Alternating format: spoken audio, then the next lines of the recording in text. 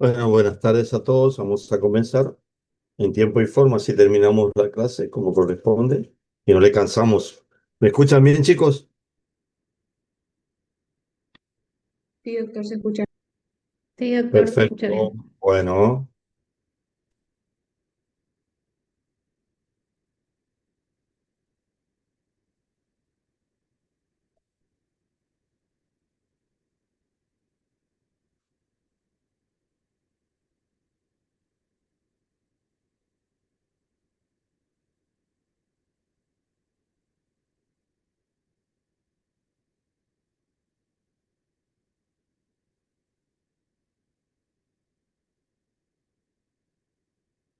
bueno, hoy vamos a comenzar con un tema bastante interesante y que hace a la respuesta de por qué en algunas situaciones el fármaco que hemos elegido, el fármaco que hemos seleccionado, de acuerdo a nuestro paciente, no responde como nosotros esperamos en nuestro paciente. Ya habíamos tocado este tema cuando cursamos tercer año y ahora, bueno, vamos a afinar un poquito más la puntería, ¿sí? Entonces, dentro de eso, yo soy el doctor Morales, Sergio Daniel, simplemente para recordarles y que cuando hablamos, ¿se acuerdan ustedes de un fármaco, de las propiedades, de las características de un fármaco? Decimos siempre que ese fármaco tiene que tener eficacia. Entonces, la eficacia es lo que se estudia, es lo que se observa, es lo que se valora cuando uno hace un ensayo clínico controlado y utiliza ese medicamento en una determinada población. Ahora bien, nosotros debemos utilizar ese medicamento en la población, o sea, en los millones de usuarios de ese medicamento. Y ahí vamos a ver realmente la efectividad. Primer punto a tener en cuenta, eficacia no es lo mismo que efectividad. Entonces, la eficacia sigue siendo una probabilidad, por más que en la mayoría de las personas tengan un efecto farmacológico, sigue siendo una probabilidad de que cause lo que se observó, lo que se vio en los ensayos clínicos cuando se estudió ese medicamento. Punto importante, ¿sí? Razón por la cual algunos medicamentos no dan los resultados que uno espera cuando lo utiliza en sus dosis habituales. Recordemos que cuando hablamos de esos factores, tenemos la edad, el peso corporal, el sexo, la presencia de enfermedad, factores genéticos, factores ambientales, así también la tolerancia, taquifilaxis e hipersensibilidad, lo cual no vamos a hablar de este caso porque ya lo vimos y lo saben perfectamente. Y el otro punto importante es la interacción de medicamentos y que justamente es algún punto fundamental a destacar y que en algunas situaciones es importante que ustedes sepan qué tenemos que hacer en estas situaciones, en determinadas patologías. Y cuando veamos esa patología vamos a ver que este, es fundamentalmente en patologías comunes, como yo siempre le digo, patologías prevalentes. Piensen primero en eso. Después vamos a tener tiempo para ver patologías un poquito más complejas, que, que obviamente son importantes, pero que nosotros siempre pensemos en lo más sencillo. Cuando hablamos de factor edad, teníamos un punto importante, que era ya al principio de que administramos otro medicamento en la absorción gastrointestinal. Y recordemos que el niño, ¿sí? Tiene un pH aumentado, un vaciamiento gástrico aumentado, hay una madurez de las mucosas. Por lo tanto, las dosis cuando uno da un medicamento, tienen que ser muchísimo más bajas. En el anciano, el pH también está aumentado, en este caso es por ya disminución de la secreción del ácido clorhídrico, todo tiene disminuido el anciano, hipotrofia de las células, hay vaciamiento gástrico también, en este caso disminuido, hay una disminución de la circulación, por lo tanto fácilmente que se llega a la acumulación del medicamento y a la toxicidad. En el niño recordemos que existe una absorción cutánea que es más intensa debido al estrato córneo, más delgado, y una mayor hidratación. Hay una distribución menor debido a pocas proteínas plasmáticas, ¿sí? Menor concentración de albúmina. A nivel hepático existe una inmadurez hepática que lo hay que tenerlo presente siempre, y con la posibilidad de que exista un aumento de la vida media plasmática de algunos medicamentos. En este caso, el diazepam, cloramfenicol y la teofilina. Y en la excreción obviamente está disminuida también y se debe ajustar la dosis en los niños. En el anciano también existe disminución de la concentración de albúmina. En una vida media plasmática existe más elevada de los medicamentos. Existe un fenómeno de acumulación y hay disminuciones fundamentalmente a nivel renal, o sea que la eliminación. Es por eso que hay que tener mucho cuidado cuando uno indica un medicamento, porque fácilmente se puede llegar a acumular ese medicamento. El peso corporal, ustedes saben que el peso corporal puede aumentar debido a varias situaciones, como por ejemplo aumento de retención de líquidos. Eso genera edemas, obviamente, derrames pleurales, aumentando el volumen de distribución de los fármacos hidrosolubles, ¿sí? Y reducen, obviamente, el volumen de distribución de los fármacos liposolubles. En cambio, por obesidad existe un aumento del volumen de distribución de fármacos liposolubles y disminuye el de, obviamente, los fármacos hidrosolubles. Y acá hay algunos ejemplos interesantes, el de los fármacos liposolubles, como por ejemplo la lidocaína, diazepam y fentanilo. Eh, Obviamente, la baja masa corporal también aumenta la concentración plasmática. Cuando hablamos de baja masa corporal, hablamos de pesos inferiores a los 40 kilos, que no es común, pero bueno, se puede dar la situación y uno lo tiene que tener presente. Entonces, el primer punto a tener en cuenta, de que por ahí lo pasamos muy superficialmente, pero es importante tenerlo presente. Si un fármaco es hiposoluble o liposoluble. ¿Por qué? Teniendo en cuenta justamente esto que estábamos hablando del peso.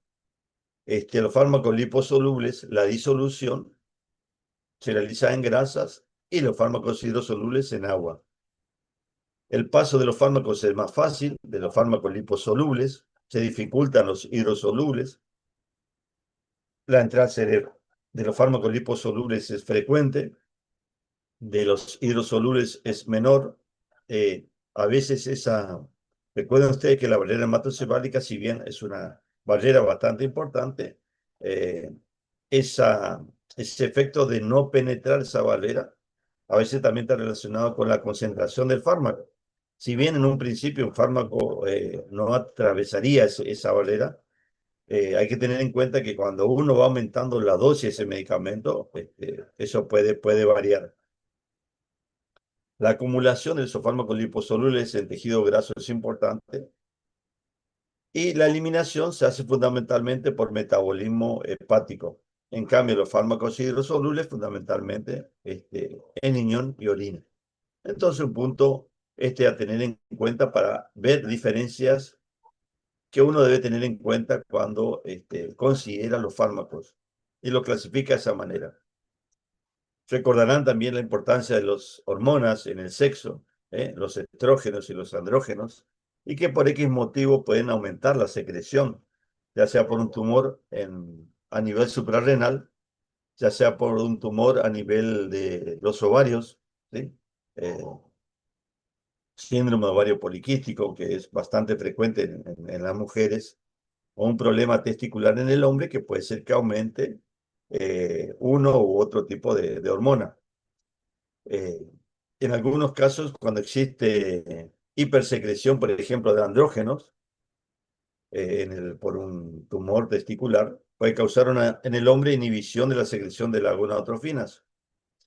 Y en algunos casos, por justamente el síndrome de ovario poliquístico, en las mujeres puede tener efectos masculinizantes con ausencia de menstruación, disminución de las glándulas mamarias y que puede llevar a la hepatotoxicidad e inclusive a un carcinoma hepático.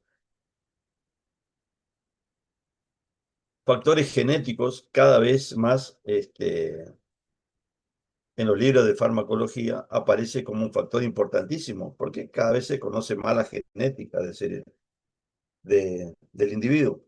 Yo simplemente acá ejemplifico una característica, pero recuerden ustedes que los factores genéticos pueden variar de una persona a otra desde la absorción, distribución, el metabolismo, la expresión, desde ahí.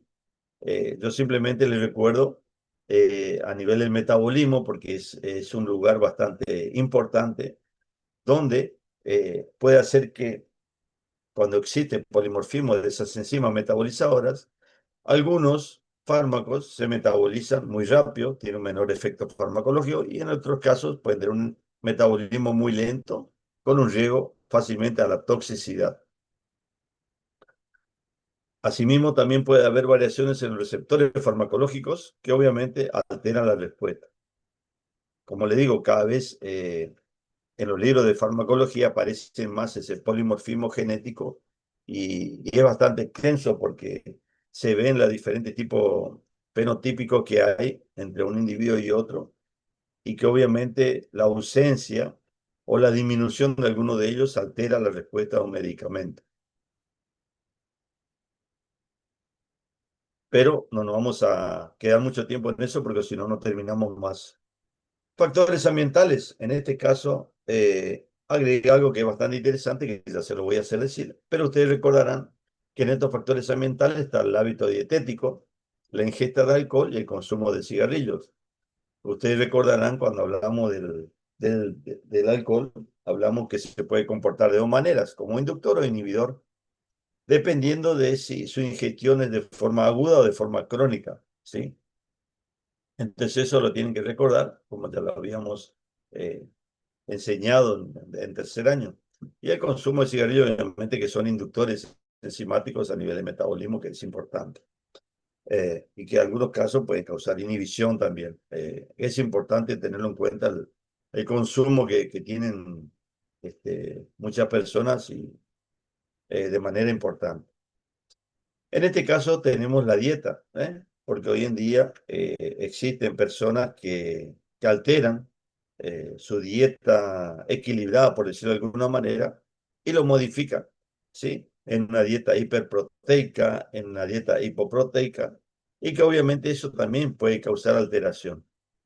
En este caso, fíjense ustedes, una dieta hiperproteica puede incrementar el metabolismo oxidativo de algunos fármacos, como ejemplo de la teofilina, propranolol y diazepam, mientras que el aumento de hidratos de carbono tiende a reducirlo. La dieta hipoproteica e hipocalórica puede reducir el metabolismo también de algunos fármacos, de la benzodiazepina, por ejemplo, como el oxazepam. A su vez, esa dieta hipoproteica puede reducir el flujo renal plasmático, el aclaramiento de creatinina y la excreción renal de fármacos. Entonces es importante cuando uno hace justamente el examen de los pacientes, el examen clínico, tiene que tener en cuenta eso, ¿sí? El hábito dietético, la ingesta de alcohol y el consumo de cigarrillos.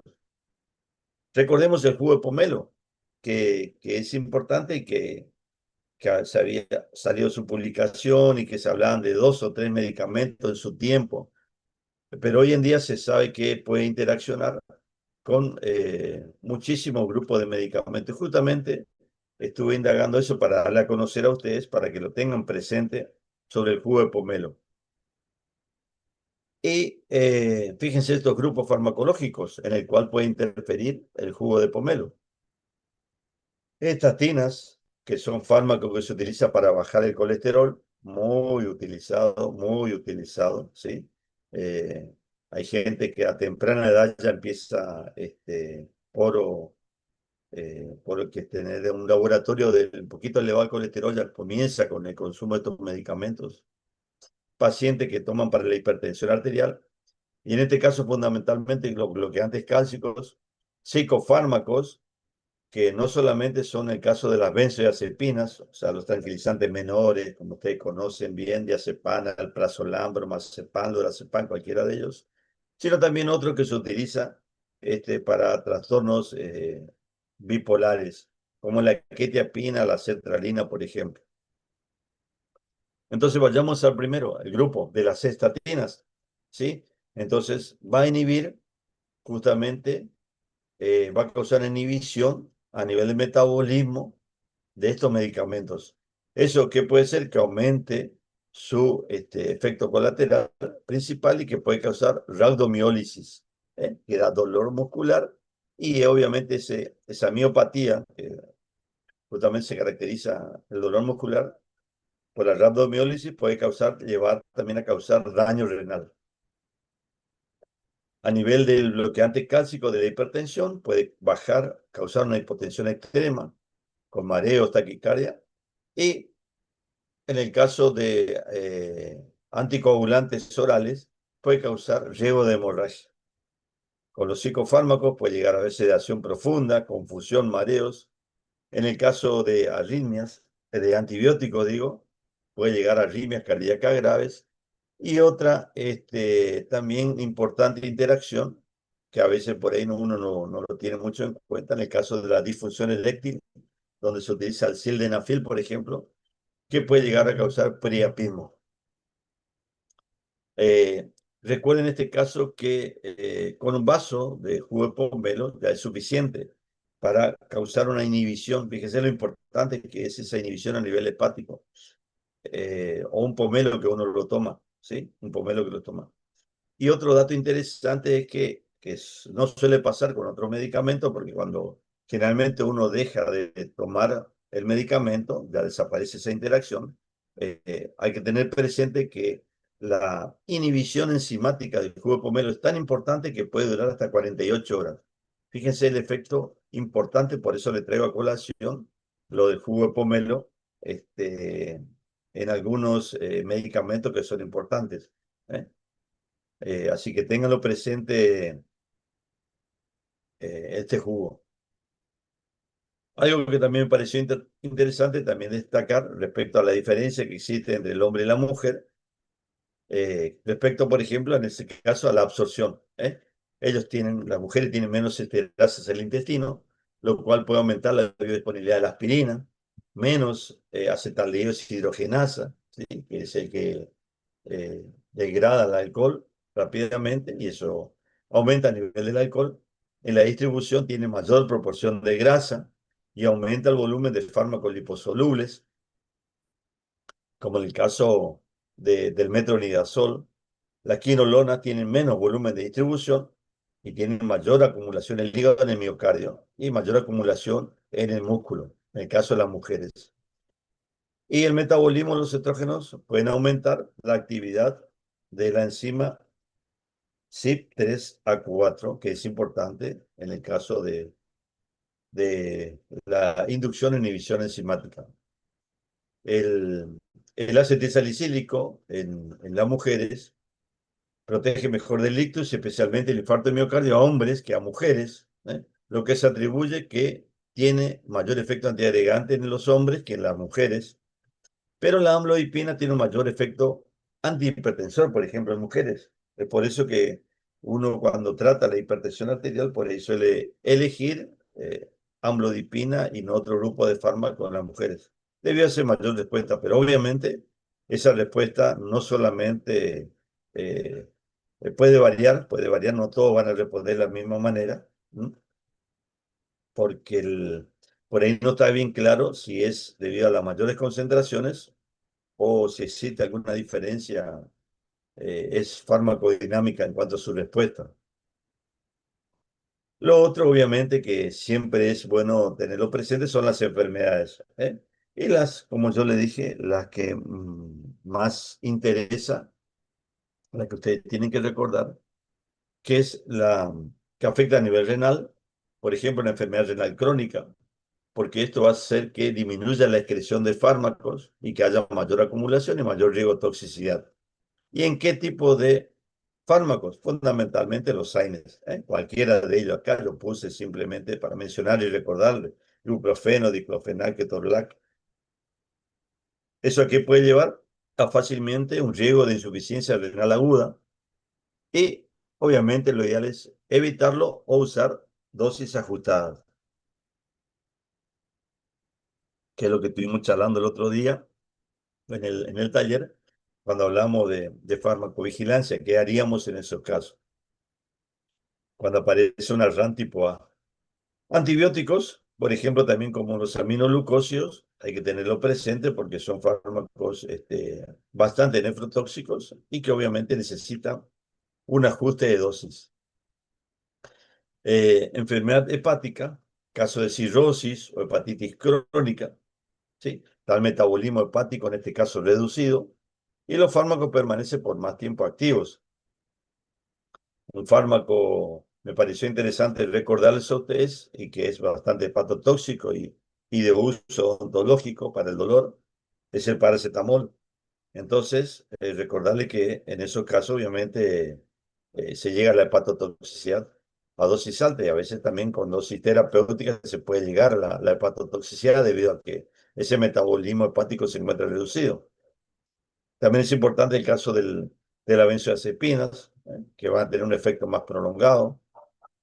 Y la estatina, como mencionamos, los hipolipemiantes, que existe un mayor riesgo de toxicidad muscular. En el caso de la diabetes mellitus, ¿sí?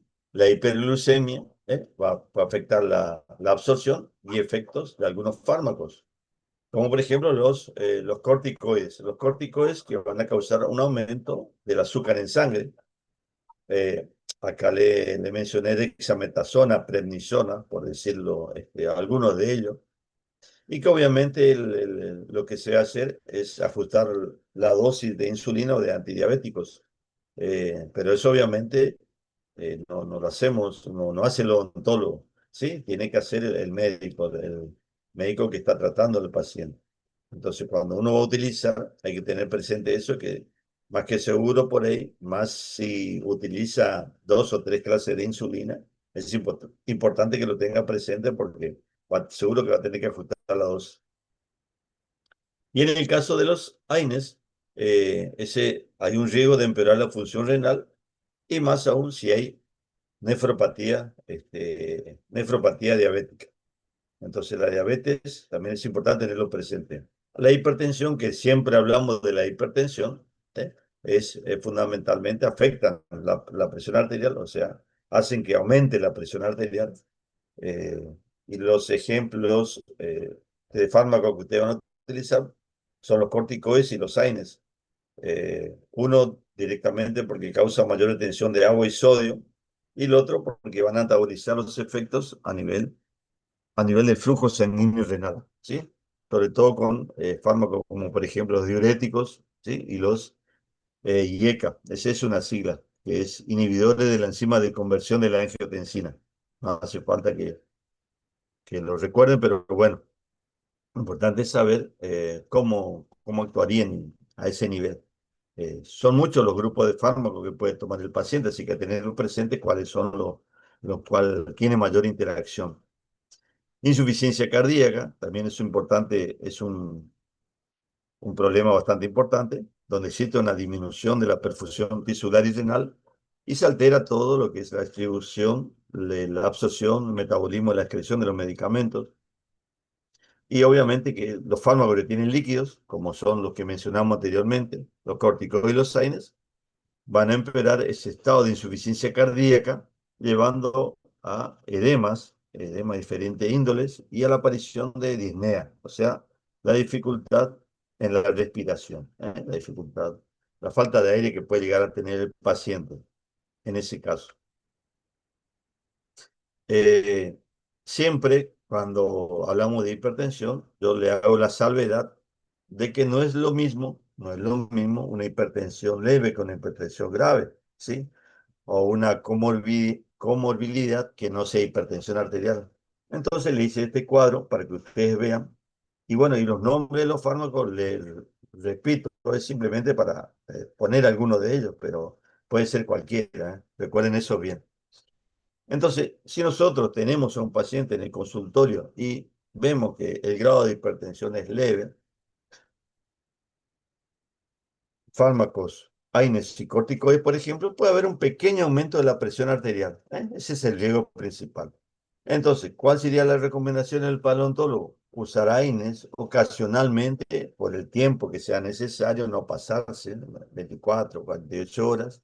Y obviamente el otro, monitorizar la presión, lo cual es sencillo realizarlo y que el paciente lo pueda hacer tranquilamente. ¿eh?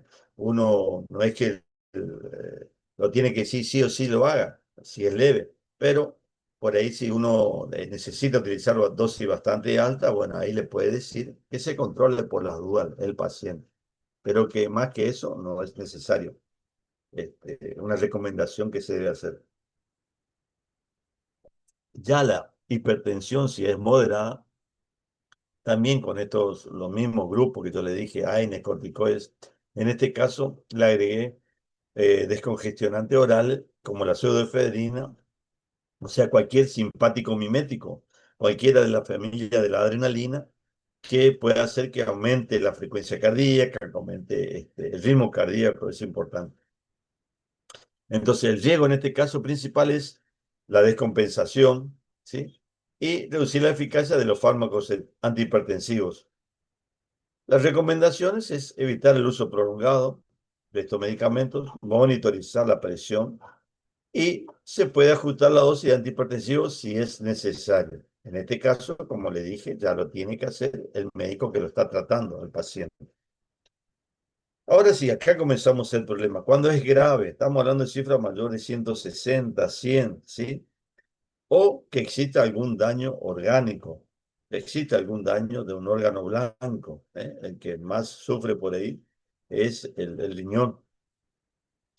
Entonces, esos mismos fármacos, ahí ya existe un riesgo de crisis hipertensiva, ¿eh? De que nuestra presión se vaya a 200, 220, ¿sí?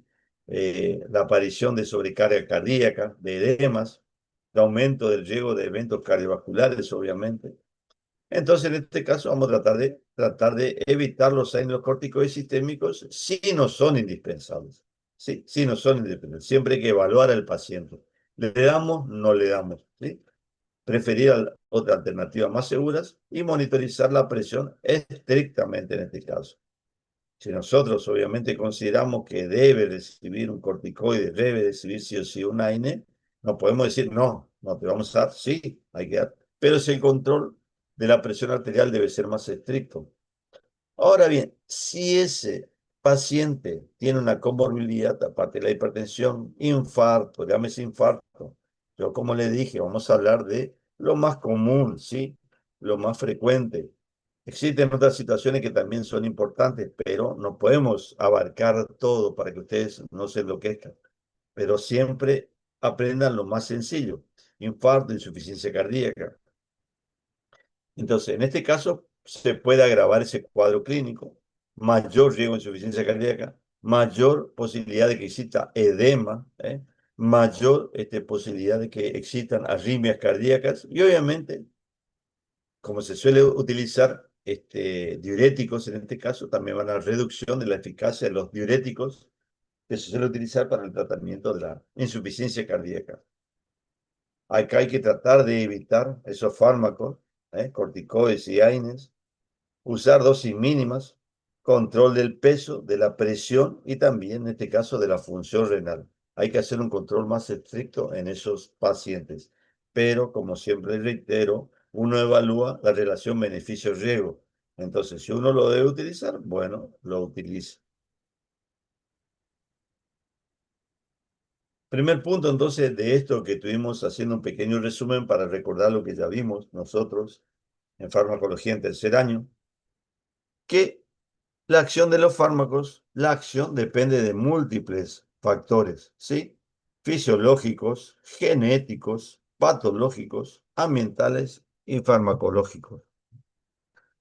Cuando existen ya comorbilidades, ya modifican el riesgo y requieren ajustes individuales. Siempre es individual.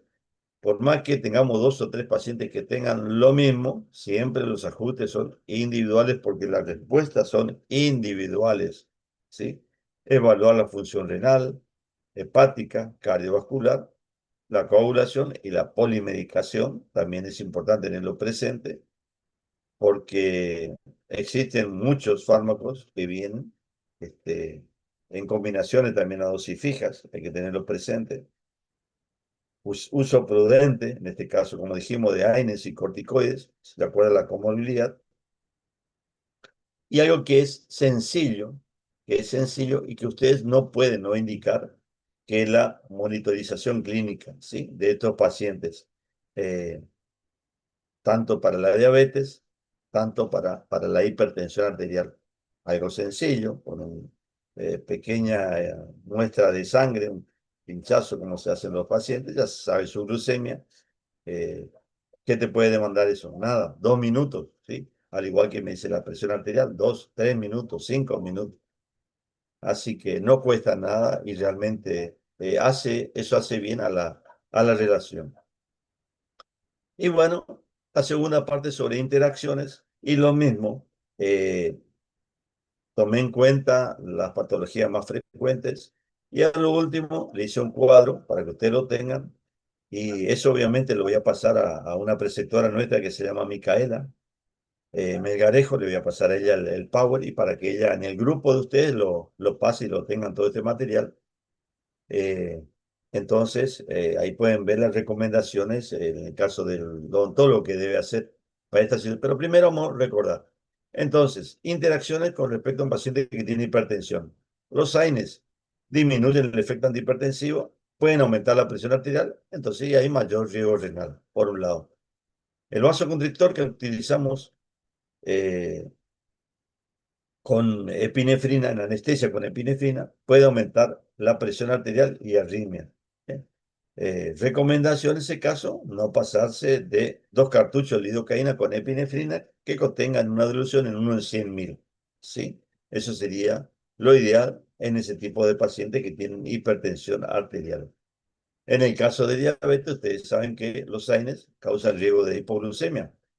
Y ese riesgo de hipoglucemia era debido a que altera la distribución de los medicamentos, compiten por el mismo transportador y bueno, lo deja libre al hipoglucemiante y así causa un aumento de su efecto farmacológico. En cambio, los corticoides aumentan la glucemia, sí, aumentan la glucemia. En ambos casos se descompensa obviamente el paciente diabético. Y también recuerde que en la diabetes hay mayor riesgo de periodontitis en caso de infecciones y la cicatrización es más lenta, ¿sí? Cuando uno tiene un paciente con diabetes. Paciente con insuficiencia renal, hay que tener en cuenta también el uso de los AINES, porque pueden empeorar la función renal por retención de líquido. Y como fármaco de elección, obviamente se prefiere el paracetamol en este caso. Pero por ahí sí lo que predomina es la inflamación. Recuerde usted que el paracetamol en este caso no sería el indicado, pero es simplemente para tenerlo presente cuando uno habla de un proceso de insuficiencia renal y bueno, sabe que el paracetamol sería uno de los que menos efectos provoca ese nivel. Otros antibióticos de prescripción también bastante frecuente, la amoxicilina y la clindamicina. Y en ambos casos se va a ajustar la dosis según el filtrado glomerular, ¿sí? Entonces, de acuerdo a esa filtración glomerular, uno lo tiene que ver cuánto lo da. A veces la dosis se mantiene, pero sí lo que se modifica son los intervalos de dosis. Otra cosa que puede ocurrir también es mayor riesgo de sangrado por alteraciones de las plaquetas. Eh, Recuerden ustedes, cuando existen, se afecta a todos los glóbulos y la plaqueta es fundamental. En el caso también podría haber un paciente con coagulopatías o que están anticoagulados. Son muchísimos. Hoy en día existen muchísimos anticoagulantes. Acá simplemente le traje dos que son de uso común, la warfarina y la cenocumarol, pero tenemos la heparina, ¿sí? La heparina, otros nuevos, apixaban, por ejemplo. Eh, Por eso, pero en recordar simplemente, ustedes recuerden, en ese caso, si le dice, bueno, estoy tomando un anticoagulante, bueno, ¿cuál de ellos? ¿Cuál? Eh, Eso es importante que lo tengan en cuenta.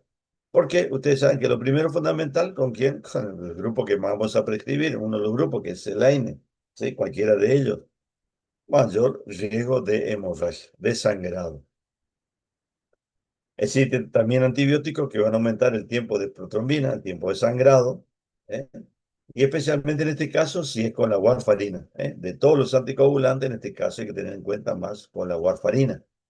Eh, y dentro de los antibióticos tenemos el metronidazol, que también es un antibiótico de uso en odontología, y el grupo de los macrólidos, la eritromicina, y que pueden producir un sangrado excesivo, debido a esa interacción con la warfarina.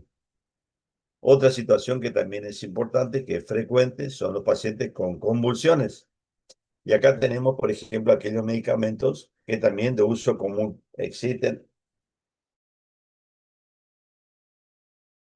varios grupos, varios medicamentos. Pero acá simplemente le traje a colación lo que más suena, lo más frecuente. Fenitoína, la carbamazepina, el ácido valproico, por ejemplo. Y recordarle también que algunas lesiones, como por la hiperplasia gingival, se puede dar justamente por esos medicamentos anticonvulsivantes, como por ejemplo la fenitoína.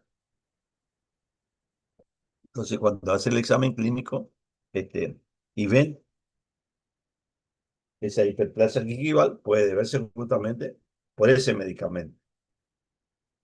Interacciones con antibióticos, los macrólidos, eso es importante, macrólidos en este caso, ¿eh?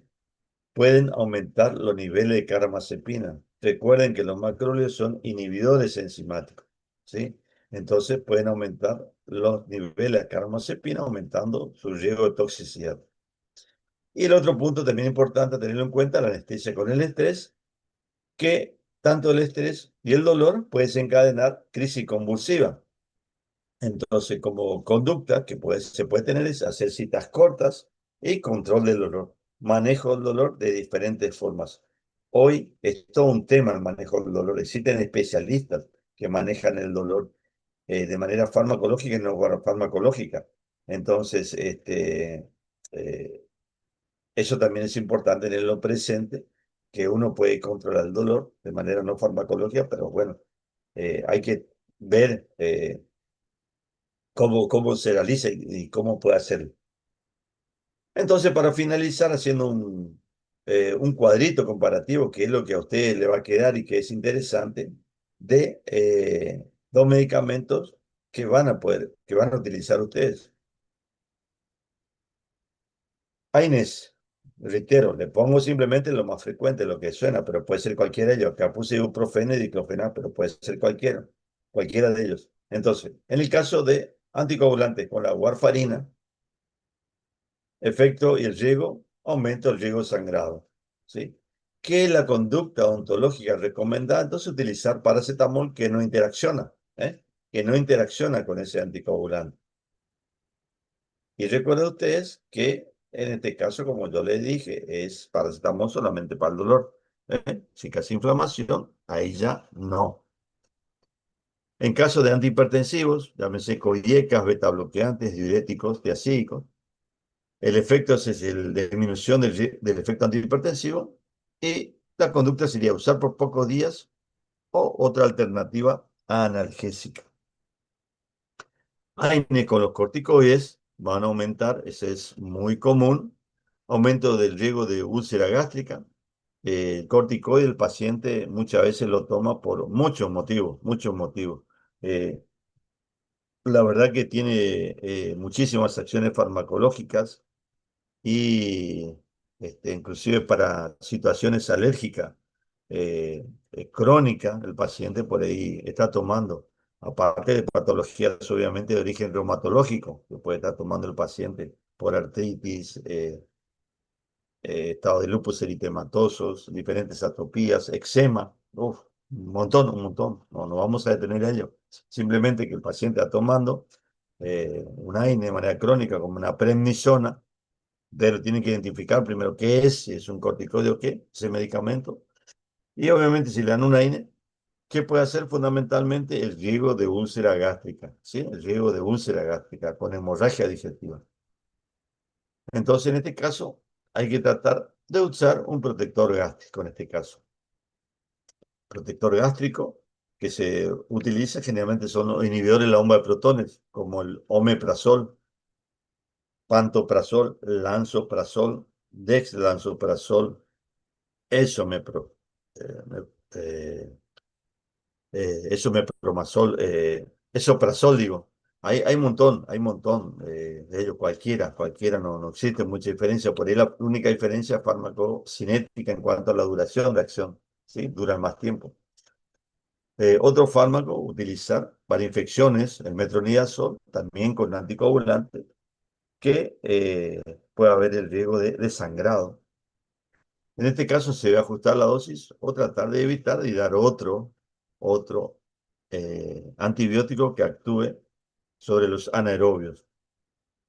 Con el alcohol, que siempre preguntamos, obviamente que es importante que lo tengan presente porque eso es un detalle que se lo debe decir al paciente, ¿sí? Paciente que toma de manera crónica por el efecto tipo disulfirano, efecto antabús, que le provoca un gran dolor de cabeza, una cefalea intensa, con enrojecimiento de la cara, ¿sí? Una, eh, y la presencia de vómitos, náuseas, que hace que el paciente deje de tomar el medicamento. Pero en este caso se debe evitar el alcohol, no el medicamento. Se debe evitar el alcohol. Es lo que uno debe enseñar al paciente, decirle, recalcarle y tratar de que no tome alcohol durante el tratamiento. Hoy ya le había dicho, le había mencionado, les recuerdo, el hecho de las estatinas. ¿Por qué? Por el consumo masivo, ¿sí? Muchísima gente toma realmente este grupo de medicamentos. Y hay una gran variedad, de simvastatina, lovastatina, atorvastatina, rosuvastatina. Y uno si le quiere mandar el grupo de los macrólidos puede tener interacción importante y aumentar el riesgo de miopatías, ¿sí? Eh, la conducta ontológica recomendada es preferir de ese grupo la acitromicina. En ese caso, la acitromicina no actuaría como inhibidor enzimático de la cestatina.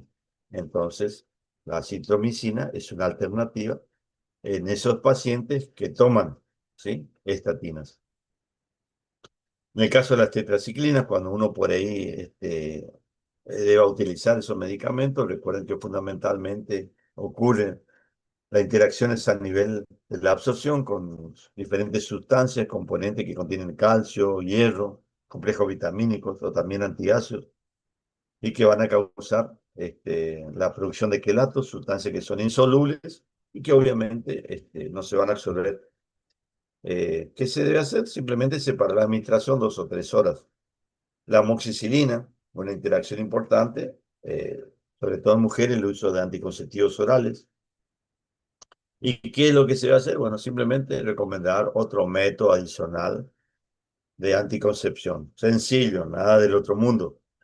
Anestésicos con epinefrina, con bloqueadores sobre todo no selectivos, como el propranolol, betabloqueantes. Eso hace que aumente la presión arterial y usar dosis mínimas, dosis poco más bajas. Y la benzodiazepina, en este caso, le coloqué, estaba entre si le colocaba o no, pero como yo le dije, existen provincias que permiten la prescripción de derivado del opio, que permiten la prescripción de benzodiazepinas y que por ahí a ustedes le puede tocar justamente ir a trabajar en esa provincia y bueno, ténganlo presente, las interacciones más importantes con el alcohol, los opioides y que obviamente el efecto importantísimo que puede llegar a causar la depresión respiratoria. Entonces hay que tratar de evitar esas combinaciones. Así que bueno, con esto traté de resumir un poquito todo lo que eran factores que modifican y las interacciones más importantes que ustedes lo tienen que tener presente y que no pueden dejar de no saberlo, ¿sí? Después sí vamos a ir viendo en los talleres otras interacciones. Para eso está la página en internet drags.com, ¿sí? Drags.com que ustedes ponen, drags.com y ya le manda interacciones.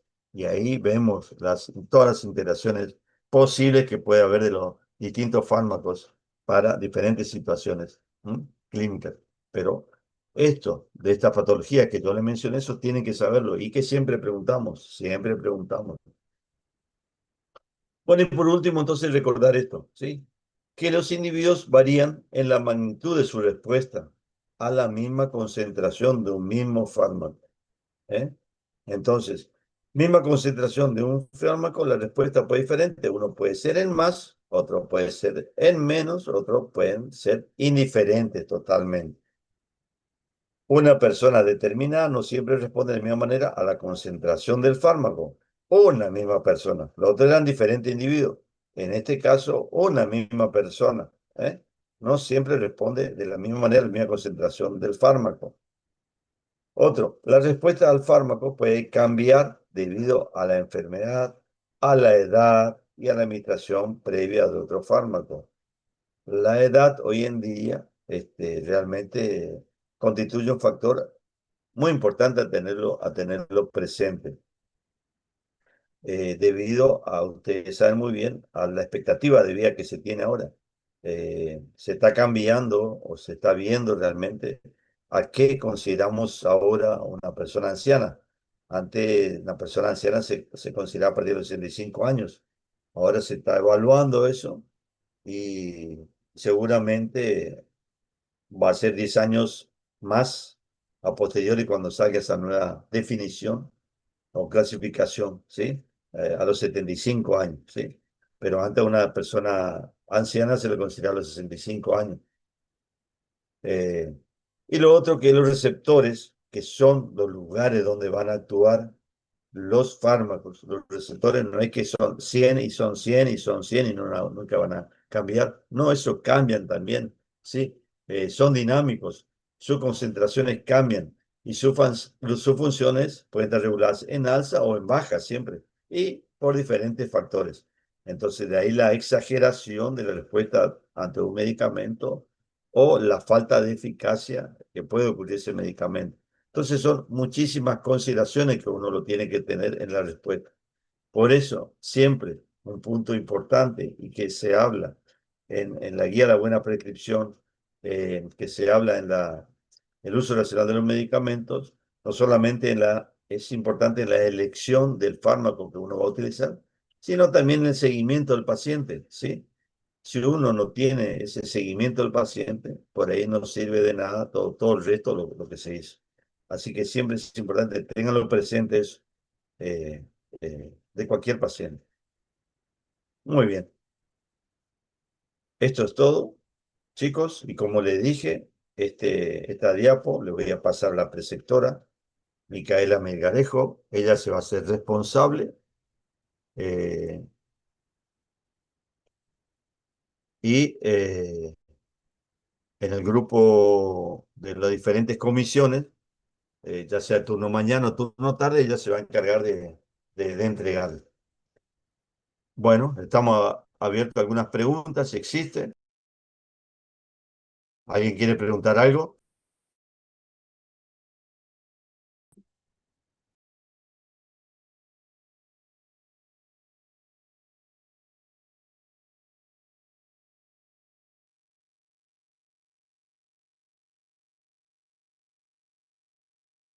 Bueno, como le dije, sigamos trabajando en los talleres. Los talleres vamos a profundizar. Y la página, reitero, es drags.com, ¿sí? Eso ustedes lo pueden ver tranquilamente y buscar toda la información que quiera de las interacciones que a ustedes les interese. Bueno, chicos, un gusto. Creo que terminamos en tiempo como corresponde y no les aburrí mucho. Así que hasta luego, chicos. Un gusto, nos vemos. Gracias, doctor.